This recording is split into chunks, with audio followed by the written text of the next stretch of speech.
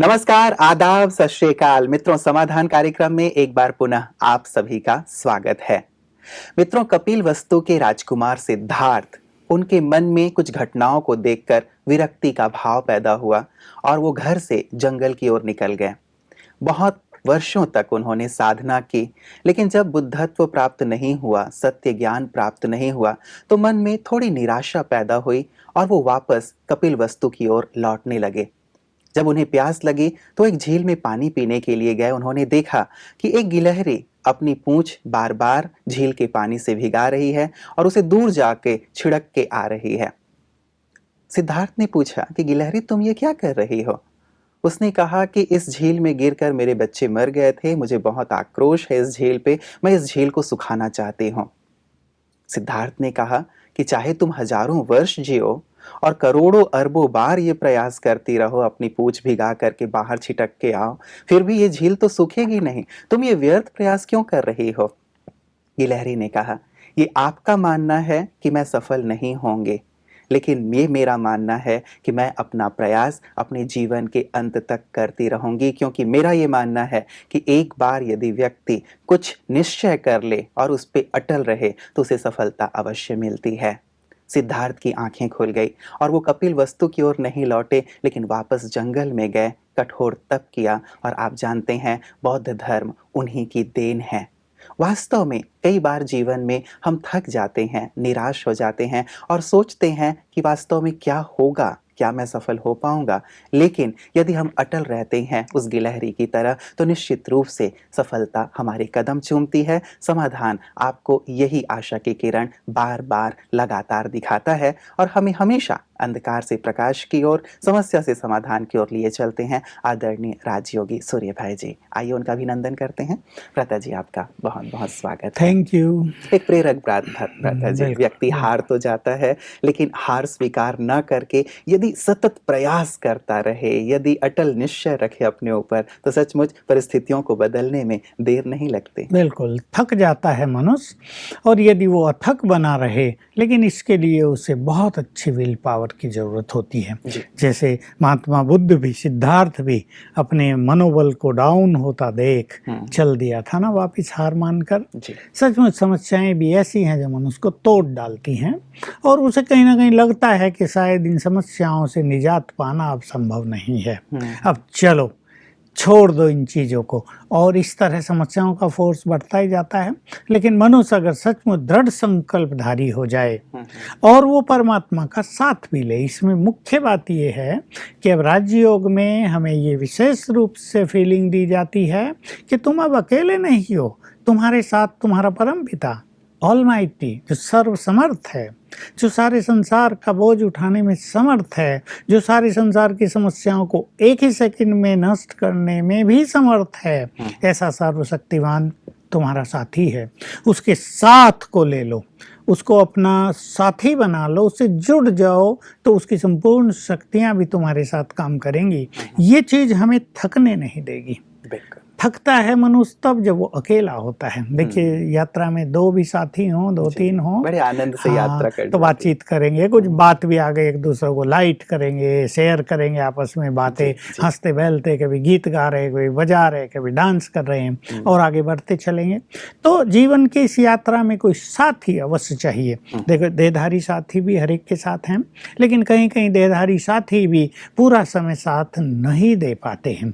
उनके भी अपने कुछ स्वार्थ होते हैं, उनकी भी अपनी कुछ एक्सपेक्टेशंस होती हैं, लेकिन भी होती हाँ, लेकिन अगर परमात्म साथ मिल जाए, जो बहुत बड़ी चीज़ है, तो राजयोग न केवल एक अभ्यास है, लेकिन उसमें हमें परमात्म साथ की अनुभूति है, उसकी शक्तियाँ हमारे साथ काम कर रही हैं, ये बहुत अच्छी फीलिंग हमें होती है। और तब हम अकेले नहीं, अब जब भगवान साथ है, माना सर्व शक्तियाँ ही नहीं, सारा कल्प वृक्ष, संसार की सभी आत्माएं साथ हैं, तो एक बहुत बड़ी शक्ति हमारे पास रहती है, उमंग रहता है, और हम छोटी मोटी बातों को तो हंसते खेलते पार कर जाते हैं, थकते नहीं हैं। बिल्कुल, हम देखते हैं भ्राता जी जितने भी ब्रह्मा कुमारी संस्थान में राजयोगी भाई बहनें हैं, उनके सामने भी ऐसा तो है नहीं कि परिस्थितियां और बातें नहीं आती हैं, लेकिन उनके चेहरे पे जो एक मुस्कान है वो सतत बनी ही रहती है, भले ही कितनी भी बड़ी समस्या आ जाए। तो आमतौर पे व्यक्ति सोचता है कि आखिर इन्हें ऐसा क्या मिल गया है कि इतनी बड़ी समस्या आने के बाद भी इनके चेहरे की मुस्कान गई नहीं। बिल्कुल, समस्याएं तो सबके जीवन में आती हैं। जी।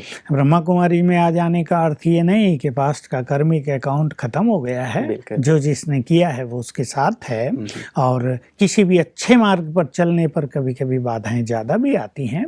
तो ऐसे भी बहुत सारे केसेस सामने आते हैं कि ज्ञान मार्ग पर चलने के बाद कुछ बाधाएं ज़्यादा ही आ रही हैं।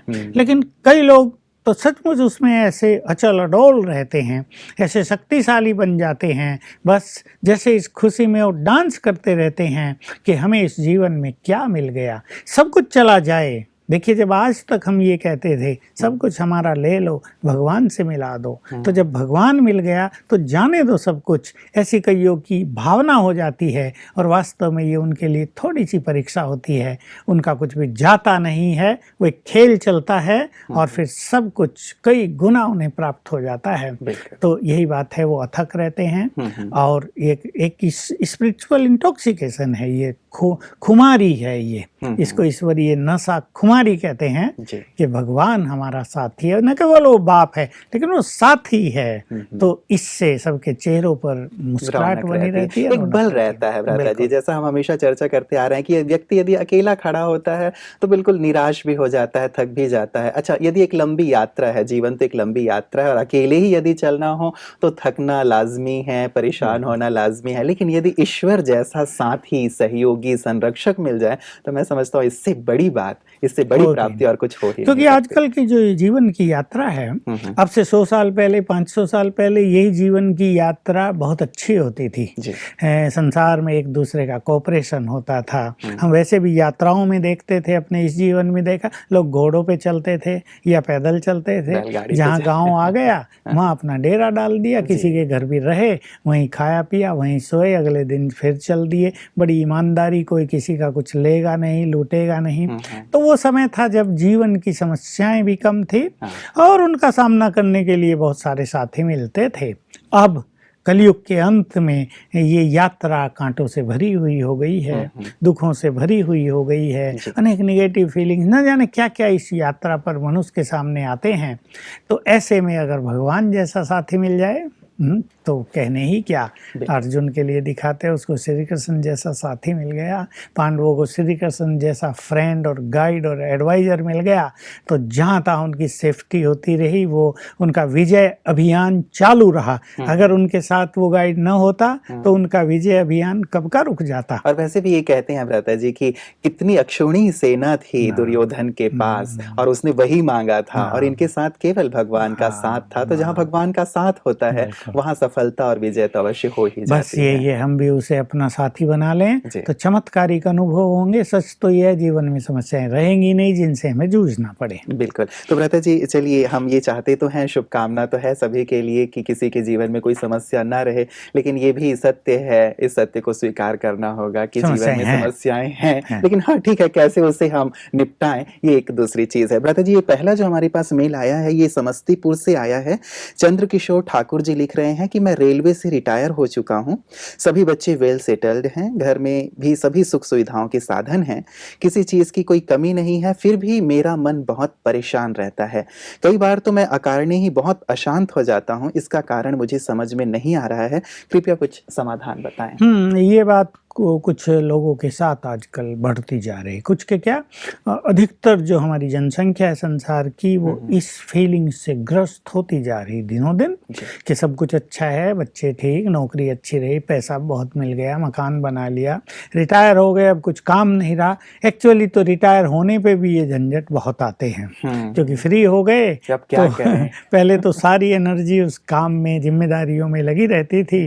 अब क्योंकि फ्री हो गए तो बहुत सारी निगेटिविटी और बहुत सारी निगेटिव एनर्जी बाहर से भी एंटर करने लगती है। खैर जो कुछ भी हो, लेकिन इनकी ये समस्या तो है और हम इनको राजयोग सीखने की सलाह देंगे और न केवल राजयोग सीखें लेकिन ये प्रतिदिन जाकर ईश्वरीय ज्ञान का भी श्रवण करें। जब इनको परेशानी रहती है, खुशी नहीं रहती या बिना मतलब ही मन उचाट सा रहता है, तो इसके कई कारण हो जाते हैं। नेगेटिव थिंकिंग हो सकती है। ये व्यक्ति फ्री है तो हो सकता है ये बहुत समय टीवी देखते हों या इंटरनेट देखते हों या और कुछ नेगेटिविटी के ये शिकार हो गए हों, या बिना मतलब ये अनुमान लगा लगा कर ये सोचते रहते हो। मान लो आजकल अखबारों में गैंग रेप के केस, पॉलिटिकल जो एक अपनी कमजोरी दिखाई दे रही है, ऐसी बहुत सारी चीज़ें अपने चैनल्स पे और प्रिंटेड मीडिया में बहुत सारी आती रहती हैं। तो ये सुन के भी मनुष्य नेगेटिव होता रहता है, सोचता है हमारे देश का क्या होगा, कहीं ये ना हो जाए, कहीं वो ना हो जाए, पता नहीं सरकार क्या आएगी। लेकिन हमें ये नहीं भूलना चाहिए कि इन सब के साथ कोई ऊपर भी एक सत्ता है जिसके हाथ में सब कंट्रोल है और वो कुछ नेगेटिव होने नहीं देगी। तो ये संभव है ठाकुर साहब के साथ ऐसा कोई नेगेटिव हो गया हो, या और क्या कारण होते हैं कि अपने ही जो विकार हैं मनुष्य के अंदर, जो वासनाएं हैं, जो व्यस्तता के कारण दबी रही थी ना। सवेरे जाते थे, कामकाज किया, थके थकाए आए, थोड़ा मनोरंजन किया, बच्चों से मिले, खाए पिए, सो गए। वो वासनाएं कई अपने अंदर की दबी रहती है, नेगेटिव एनर्जी। तो जब फ्री हो गए तो उनको भी चांस मिलता है, वो बाहर आ जाती है। ये भी एक कारण होता है। तीसरा जो एक प्रमुख कारण देखने में आता है कि जन्म जन्म का जो कर्मिक अकाउंट है, हमने हजारों साल से जो कर्म किए हैं वो सब हमारे अनकॉन्शियस माइंड में प्रिंट हैं, छुपे हुए हैं। तो उनसे निगेटिव एनर्जी बहुत निकल रही है क्योंकि मनुष्य के पाप ज़्यादा रहे हैं, पुण्य कम रहे हैं। तो पाप के कारण निगेटिव एनर्जी, पाप विकारों को भी हम पाप ही कहते हैं। तो विकार और पाप दोनों मिक्स होके अनकॉन्शियस माइंड में जो स्टोर्ड हैं, भरे हुए हैं, उनसे जो लगातार नेगेटिव एनर्जी हमारे ब्रेन को पहुंच रही है, वो भी कहीं कहीं मनुष्य को परेशान करती है, उसकी खुशी को कायम नहीं रहने देती, उसे ऐसा लगता है कुछ भी अच्छा नहीं हो रहा है। तो अगर ये ईश्वरीय ज्ञान लेंगे तो इन्हें रोज नए थॉट्स मिलेंगे और जीवन जीने का एक नया तरीका मिलेगा, और जो समय इनके पास खाली रहता है उसको कुछ अच्छे कार्यों में, सेवाओं के कार्य में लगाने का भी इनको एक प्लान मिलेगा। तो इनको एक अच्छी प्लानिंग मिल जाएगी। और जब ये राजयोग मेडिटेशन का अभ्यास करेंगे, जो नेगेटिव एनर्जी अंदर में है या जो कर्मिक अकाउंट की बुरी चीज़ें अनकॉन्शियस माइंड में भरी रही हैं, वो भी क्लीन होता जाएगा और इनका मार्ग साफ होगा। ये अपने जीवन की अंतिम यात्रा को एंजॉय करेंगे क्योंकि बहुत आवश्यक है। मान लो ये 60 साल के हुए हैं तो अभी इनको जितना भी जीना है 15-20 साल, और जितना भी इनका भाग्य है, इस 15-20 साल की जीवन की यात्रा को ये सचमुच एंजॉय करें क्योंकि अब ये मुक्त हो गए। जैसे वानप्रस्थ अवस्था जैसी इनकी है, तो मुक्त अवस्था से ये मुक्त हो जाएं, बुराइयों से, इस परेशानी से बिल्कुल खुशी में जीवन व्यतीत करें, तो ईश्वरीय ज्ञान और राजयोग इनको सचमुच बहुत मदद करेगा। बिल्कुल भ्राता जी, कई बार ऐसा होता है कि खाली रहते हैं तो उसके कारण भी ये परेशानियां पैदा हो जाती हैं। आपने सुंदर बात कही कि राजयोग का अभ्यास करें तो एक सुंदर जीवन की एक नई शुरुआत हो जाएगी, नया चिंतन भी मिलेगा और सेवाओं में भी ये लगेंगे तो ये परेशानी समाप्त हो जाएगी। भ्राता जी, हमारे पास जो दूसरा मेल आया है, ये मेल हमारे पास दुर्ग छत्तीसगढ़ से है और ये कहती हैं कि मेरी बेटी ने 2 मास पहले 12वीं का रिजल्ट आने के बाद सुसाइड कर लिया। वो पास हो गई थी, परिवार की तरफ से भी उस पर कोई दबाव नहीं था, बहुत गुणवान और मिलनसार थी। उसके सभी दोस्तों से भी हमने बात की लेकिन ऐसी वैसी कोई बात नहीं थी। हमारी समझ में ही नहीं आ रहा है कि उसने ऐसा क्यों किया। घर का माहौल तब से बहुत गमगीन रहता है। मैं बाबा के ज्ञान में हूँ लेकिन मन अशांत रहने लगा है, क्या करूँ? ये केसेज मेरे पास भी रोज 2-4 आने लगे हैं आजकल जी। कि कल तो एक लेडी बेंगलोर की, उसने तो 4 किस्से सुनाए उनके परिवार में जो 1-2 साल में हो चुके हैं, सुसाइडल केस, और वो भी यंग लोगों के। कोई 28 साल का था, कोई 31 साल का था, एक 32 साल का था, मैरिड थे और उन्होंने सुसाइड किया। और किसी को कुछ समझ में नहीं आया कि क्यों किया है। कोई वो परेशान नहीं थे, उनके जीवन में कोई ऐसी दुर्घटना नहीं हुई थी जिसके कारण वो विवश हों इस काम के लिए। तो ये ऐसी बातें रोज़ सामने आ रही हैं कि बिना मतलब भी आज भी किसी का एक फ़ोन ऐसा ही था कि उसकी लड़की ने सुसाइड किया। क्या हुआ कुछ पता नहीं, उसका किसी से प्यार नहीं था, वो हमसे सब कुछ शेयर करती थी, उसका जीवन बहुत सुंदर था। यही बात इनकी है। चलो इनको रही हो के अंक कम आए हैं, लेकिन ये तो कोई बात नहीं होती है। उसके चेहरे से पता चलता है रिजल्ट आउट होने के बाद भाई वो खुश नहीं है। दोस्त भी ये कह रहे थे कि ऐसी कोई बात नहीं थी। तो आजकल ये जो नेगेटिव एनर्जी है चारों ओर मनुष्य के, और जो ये कहीं कहीं ब्लैक मैजिक का काम चल रहा है, कहीं और कुछ आत्माएं भटक रही हैं, ये बहुत हो रहा है। कई लोग इनमें विश्वास भी नहीं रखते, कई विश्वास रखते हैं तो उनको इनका समाधान नजर नहीं आता, तो ये भी किसी किसी को विवश कर देती हैं सुसाइड करने के लिए जी। तो ऐसा ही कुछ हो गया होगा, नहीं तो और तो कोई कारण इनकी भी समझ में नहीं आ रहा। अब तो इनको जो कुछ करना है, जो कुछ आगे किया जा सकता है अच्छे से अच्छा, वही करना चाहिए, क्योंकि सुसाइड करने के बाद आत्मा भटक जाती है, उसको पुनर्जन्म नहीं मिलता, उसको कुछ अच्छे वाइब्रेशंस की ज़रूरत होती है जिससे उसका मन शांत हो जाए। चाहे उसने सुसाइड इमोशनल होके कर लिया हो, हाँ कुछ ऐसे भी केस देखे जाते हैं कि लोग इमोशनल होके कि ये भी करके देख लेते हैं क्या होता है, उसने भी किया है, ऐसे भी कर लेते हैं। युवकों में कुछ ऐसा भी क्रेज हो जाता है। तो जो कुछ भी किया वो आत्मा बहुत पछताती है अब, क्योंकि उसको पुनर्जन्म नहीं मिलता है। तो और इसी कारण से घर में वाइब्रेशंस बहुत नेगेटिव रहते हैं, क्योंकि बहुत बार वो वहीं विचरण करती है। अब उसके दुखों की फीलिंग्स, उसकी अशांति की फीलिंग, वो हेल्प चाहती है लेकिन मांगे कैसे? उसके पास अब शरीर नहीं है, सूक्ष्म शरीर है, वो आवाज़ नहीं दे सकती, उसको प्यास लगेगी। और जैसा हम बहुत बार कह आए हैं, कोई भी व्यक्ति जब सुसाइड करता है उसकी अंतिम स्थिति जो होती है दुख भरी, बहुत अशांति की, समझ ही सकते हैं, खुशी से तो कोई सुसाइड नहीं करेगा, वो कंटिन्यू रहती है। तो उसके ही वाइब्रेशंस घर में आते रहते हैं, क्योंकि इनसे ही वो जुड़ी हुई है, वो इन्हें याद करती है और वहीं आसपास विचरण करती है। तो उसके वाइब्रेशंस घर को ऐसा गमगीन वातावरण से बिल्कुल त्रस्त रखते हैं। तो इनका कार्य, क्योंकि इन्होंने राजयोग सीखा है, घर में रोज शांति के वाइब्रेशंस फैलाना।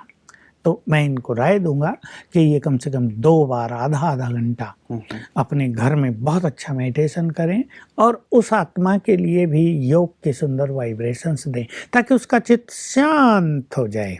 अब जरूरत इस चीज की है, उसका चित्त शांत होगा तो इनका चित्त भी शांत होगा, उसको पुनर्जन्म मिलेगा तो ये भी निश्चिंत जैसे हो जाएंगे। जैसे घर का कोई व्यक्ति भटक रहा और उसको ठिकाना मिल जाए तो सब परिवार वाले भी शांत और निश्चिंत हो जाते हैं।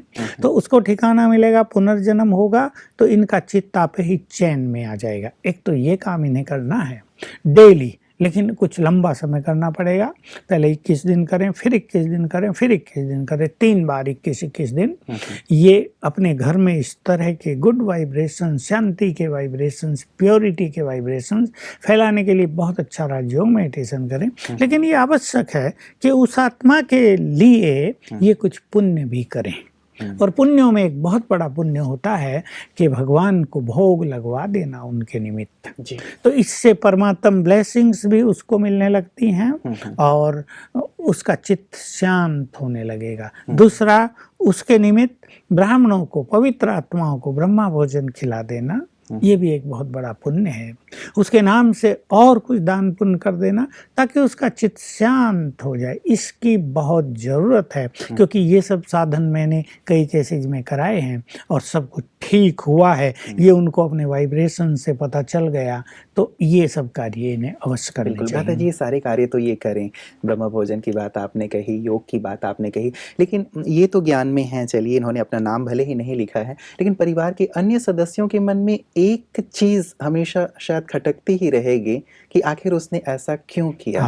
क्या कारण लगता है आपको? बिल्कुल, मुझे तो ऐसा ही लगता है कि या तो कहीं ना कहीं उसको निराशा मिली है बहुत ज़्यादा, क्योंकि आजकल युवकों में जो आपसे रिलेशनशिप बनते हैं जिनको वो कभी कभी बताते भी नहीं हैं, उसके कारण उसको धोखा मिला या निराशा मिली, या ऐसा हो सकता है उसके मार्क्स बहुत कम आए और उसने किसी को बताया भी नहीं। कई लोग इतने इंट्रोवर्ट होते हैं, इतने अंतर्मुखी होते हैं कि अपनी बात दूसरों को बताते नहीं हैं और अंदर अंदर घुटते रहते हैं और घुटन इतनी बढ़ जाती है कि वो ये कुछ ना कुछ ऐसा कदम उठा लेते हैं। जी जी जी। इसलिए अब तो ये है कि क्यों किया, इस दुविधा में जाने से तो कोई फायदा नहीं होगा, क्योंकि वो कार्य हो चुका है, वो दुर्घटना हो चुकी है। अब तो सोचना ये what best we can do for her. बिल्कुल, और वो चीज़ें करें। लेकिन भ्राता जी, जैसे युवा वर्ग है, चाहे ये 12th में थी या इसी एज ग्रुप के बच्चे, जैसे आपने कहा कि कई बार बहुत इमोशनली इस प्रकार का कदम उठाते हैं,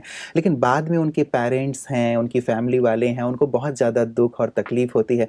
ऐसे जो हमारे युवा साथी हैं, युवा दर्शक हैं जो इस कार्यक्रम को देख रहे हैं, आप उन्हें क्या कहेंगे? हाँ बिल्कुल, मैं युवकों को विशेष रूप से, क्योंकि आजकल ये टेंडेंसी युवकों में बहुत है, जहाँ तहाँ हम जाते हैं बाहर भी, तो कई परिवार हमारे पास आ जाते हैं जिनके घरों में युवकों ने ये कर लिया है और बेचारे माँ बाप तो सदा के लिए जैसे डिप्रेस हो जाते हैं। बहुत ज़्यादा दुख एक बहुत बड़ा जो उनके जीवन का लक्ष्य था, जो परिवार में खुशहाली थी, वो समाप्त हो जाती है।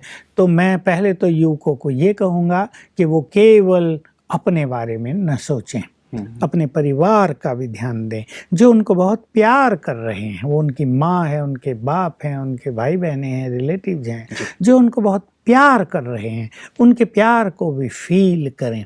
देखिए, मरना सहज काम भी नहीं है और लोग ये भी सोचते हैं कि सबसे सहज काम यही है, लेकिन इससे आत्मा की बहुत दुर्गति हो जाती है। इसलिए मैं युवकों को कहूँगा, तुम्हारा जीवन मरने के लिए नहीं है, तुम्हारा जीवन जीने के लिए है। जीवन को एंजॉय करना है तुम्हें और सबको अच्छे मार्ग पर लाना है। कोई ऐसी बात हो भी गई है, लव में, कहीं अफेयर्स में धोखा मिल गया है, कहीं आपको मनचाही सफलता नहीं मिली है, आपको लोगों से बहुत कुछ सुनना पड़ा है, आप ये ना सोचो मैं इन्हें दिखाऊंगी करके, मैं मर के दिखा देती हूँ इन्हें, ये पछताते रहें जीवन भर। कई युवक ऐसे सोचते हैं, इन्हें मैं पछताने के लिए छोड़ देती हूँ, लेकिन उन्हें भूलना नहीं चाहिए, वो भी बहुत पछताएंगे, उनके माँ बाप को बड़ा कष्ट होगा और इनका जो कर्मिक अकाउंट है ये इतना जटिल हो जाएगा कि इसको सेटल करना, इसको नष्ट करना फिर इनके बस की बात नहीं होगी। इसलिए मैं युवकों को ये संदेश देना चाहता हूँ कि अपने को महान बनाएं, अपने विचारों को ज़रा ब्रॉड करें और मरने की इच्छा बिल्कुल छोड़ दें। हमें तो जीना है, एक मार्ग नहीं दूसरा सुंदर मार्ग है, एक द्वार बंद हुआ है दूसरा खुला है, उसको प्राप्त कर लें और अपनी असफलताओं को अपनी सफलता का आधार बना लें। एक जगह सफलता हुई है, कोई बात नहीं, उससे सीख लें कुछ, और दूसरी जगह बहुत ज़्यादा सफलताएं हमें मिलेंगी तो हम अच्छे मार्ग पर चले, हम भविष्य को उज्जवल बनाने का सोचें। मरना तो कायरता है, इसके लिए मन में संकल्प कभी ना करें। तो निराशा को छोड़ें, बहादुरी से जीवन के पथ पे आगे बढ़ें। भले ही असफलता मिली है, लेकिन फिर भी असफलता मिली है तो कल सफलता भी अवश्य मिलेगी, और एक मार्ग अवरुद्ध हुआ है तो दूसरे मार्ग भी तो खुले हुए हैं। इस प्रकार यदि विचार करें तो निश्चित रूप से इससे दूर हो जाएंगे। और साथ ही अपने पेरेंट्स के बारे में भी जरूर सोचें, जिन्होंने उन्हें बहुत प्यार से पाला है। दादा जी, मैं आपको एक प्रश्न की ओर लिए चलता हूँ। ये प्रश्न हमारे पास इंदौर से आया है। ये कहते हैं कि जब से मेरी 3rd बेबी हुई है तब से मैं डिप्रेशन में हूँ। मेरी पहले 2 बेटियां हैं और मैंने और परिवार वालों ने कभी बेटे बेटी में भेद नहीं किया। हम तैयार थे कि 3rd बेबी लड़की हो या लड़का, हम बहुत खुशी से उसका स्वागत करेंगे। मुझे लड़की हुई, सब बहुत खुश हैं, लेकिन इसके जन्म के साथ ही मैं बहुत नेगेटिव फीलिंग में हूँ, डिप्रेस्ड फील कर रही हूँ, बहुत शक्तिहीन महसूस कर रही हूँ और साथ ही मैं बीमार भी रहने लगी हूँ। मुझे इसका कारण समझ में नहीं आ रहा है, मैं क्या करूं? देखिए, ऐसे केसेज कई आए हैं हमारे सामने। आत्मा ने जन्म लिया, लड़का हो लड़की, जैसे इनकी मेंटलिटी थी, दे विल वेलकम, और बहुत अच्छी बात है, सबको खुशी हुई है, लेकिन इनको खुशी नहीं हुई है, जबकि ये खुश रहने के लिए तैयार थी। इनको कोई ऐसी आकांक्षा नहीं थी कि लड़का ही होगा तो मैं बहुत खुश होंगी, लड़की होगी तो भी वेलकम है, भगवान की ये संतान है, हमें को वेलकम करना है, जी। जो उसकी इच्छा हमें देने की वो देगा, हम खुश रहेंगे। तो जहाँ ऐसी फीलिंग्स होती है कि गर्भ से ही माँ के अंदर कुछ दुखों की, नेगेटिव डिप्रेशन की फीलिंग होने लगती है और इनको तो बिल्कुल क्लियर हो गया है कि लड़की ने जन्म लिया और इनकी खुशी चली गई, बिल्कुल इनको डिप्रेशन होने लगा, इनको नींद भी नहीं आती। मेरे से भी बात की ऐसे ही, तो नींद भी नहीं आती है और हर तरह से परेशानियां हो रही हैं। क्या कारण है इनकी समझ में नहीं आता। ये बहुत खुश रहना चाहती हैं और अपने बच्ची को बहुत प्यार देना चाहती हैं। इनके मन में कुछ है ही नहीं, उसको बहुत प्यार करना चाहते हैं, लेकिन चाहते हुए भी नहीं कर पा रहे। देखिए, कर्मों की फिलॉसफी के अनुसार इसके पीछे रहस्य यही है कि जो आत्मा इनके घर में आई है, इसका और इसकी माँ का, औरों का नहीं, कर्मों का बहुत कड़ा हिसाब किताब है। निश्चित रूप से दोनों के बीच में पूर्व जन्मों में अच्छे कर्म नहीं रहे हैं, पुण्य कर्म नहीं रहे, सुखदायी कर्म नहीं रहे हैं, शत्रुता रही है, बदले की भावना रही है, एक दूसरों को बहुत कष्ट पहुंचाया है। तो वो आत्मा बदला लेने के लिए इसकी बच्ची बनकर इसके घर में आ गई है। बिल्कुल यही इसके पीछे रहस्य है। अब बच्ची है, इसको प्यार देना है, लेकिन ये प्यार नहीं दे पा रही, तो इनको सावधान होना है कि अभी से ये अपने को संभालें और किसी भी तरह डिप्रेशन को अपने अंदर ना आने दें। तो मैं इनको राय दूंगा, 2 काम इन्हें विशेष रूप से करने हैं। राजयोग तो ये बाद में सीखेंगी, लेकिन अभी मैं 2 चीज़ें इनको सजेस्ट करूंगा। आज तक के जो अनुभव हैं ऐसे केसेज में, तो ये करने से इनका डिप्रेशन पूर्ण समाप्त हो जाएगा और जो आत्मा इनके घर में आई है उसका चित्त भी शांत हो जाएगा और बच्ची का भी भविष्य सुंदर और इनका भी भविष्य सुंदर हो जाएगा। एक तो उस आत्मा से मन ही मन रोज सवेरे ये क्षमा याचना करेगी। हमने आपको पूर्व जन्मों में कोई भी कष्ट दिया है, जिससे आपका चित्त परेशान हुआ है, हमने आपका दिल दुखाया है, हम आपसे सच्चे दिल से क्षमा याचना करते हैं। आप हमें क्षमा करें और शांत हो जाओ। दुआएं देंगे, शांत हो जाओ, सुखी हो जाओ, प्रसन्न हो जाओ, संतुष्ट हो जाओ। तुम अब हमारे घर में आ गई है, यहाँ कर सुख पाओ, हम तुम्हें भरपूर प्यार देंगे, हमारी वो शत्रुता पूर्ण हो गई, अब हम बिल्कुल सच्चे मित्र हैं। ये फीलिंग रोज 21 दिन तक इन्हें देनी है और मुझे पूर्ण विश्वास है 7 दिन में ही बहुत कुछ ठीक होने लगेगा। दूसरी बात, इनको नींद नहीं आती और डिप्रेशन भी हो रहा है, जो एक बुरी चीज़ है, इनके भविष्य के लिए अच्छा नहीं रहेगा, क्योंकि निश्चित रूप से डॉक्टर के पास जाएंगे, डॉक्टर्स नींद की गोली देंगे, डिप्रेशन की गोली देंगे, और जैसा आजकल हम सुनते रहते हैं फ़ोन कॉल्स द्वारा, इसका इफेक्ट बहुत बुरा हेल्थ पर आता रहता है। तो ये रोज रात को सोने से पहले 108 बार लिखेंगी, मैं एक महान आत्मा हूँ, बिल्कुल गुड फीलिंग के साथ। ये स्वीकार कर लें कि हम भगवान के बच्चे हैं। जैसे ही हम ये स्वीकार करते हैं हम भगवान के बच्चे हैं, तो हम महान हो गए। तो ये बिल्कुल 1 मिनट में ही चिंतन करें और स्वीकार करें, मैं सचमुच भगवान की संतान महान आत्मा हूँ, और फिर शांत में बैठकर रात को लिखें, मैं एक महान आत्मा हूँ 108 बार। तो इनके ब्रेन को गुड एनर्जी जाएगी, इनका डिप्रेशन भी दूर होगा और इनको नींद अच्छी आएगी, और तभी अपनी बच्ची के लिए भी अपने कर्तव्यों को पूर्ण कर सकेंगी, और इनका हेल्थ भी और इनका भविष्य भी बहुत सुंदर रहेगा। बहुत सुंदर। तो अपनी सुंदर वाइब्रेशन के माध्यम से, और जैसे आपने क्षमा भाव की बात कही, उसके माध्यम से ये इस प्रॉब्लम से निजात पा सकती हैं। लता जी, आज की तमाम चर्चाओं के लिए आपका बहुत बहुत बहुत शुक्रिया।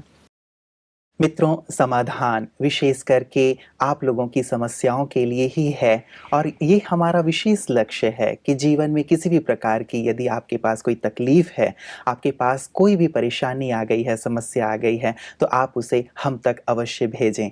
हमारा नारा ही आप इसे कह सकते हैं कि आप हमें अपनी समस्याएं दें, हम आपको समाधान देंगे। आप अपनी परेशानियां हमें दें, हम आपको प्रसन्नता प्रदान करेंगे। आप अपने दुख हमें दें, हम आपको खुशी देंगे। इसी में हमारी खुशी है और यही वास्तव में समाधान का लक्ष्य है। तो यदि आपके पास किसी प्रकार की तकलीफ, प्रश्न या समस्या है, तो निश्चित रूप से आप हमें SMS करें, आप हमें ईमेल करें, या आप हमें पत्र भी लिख सकते हैं। हम आपकी समस्याओं का, आपकी परेशानियों का स्वागत करते हैं और ये चाहते हैं कि आप समाधान युक्त होकर जीवन का संपूर्ण आनंद लें। आज के लिए इतना ही, दीजिए इजाजत, नमस्कार।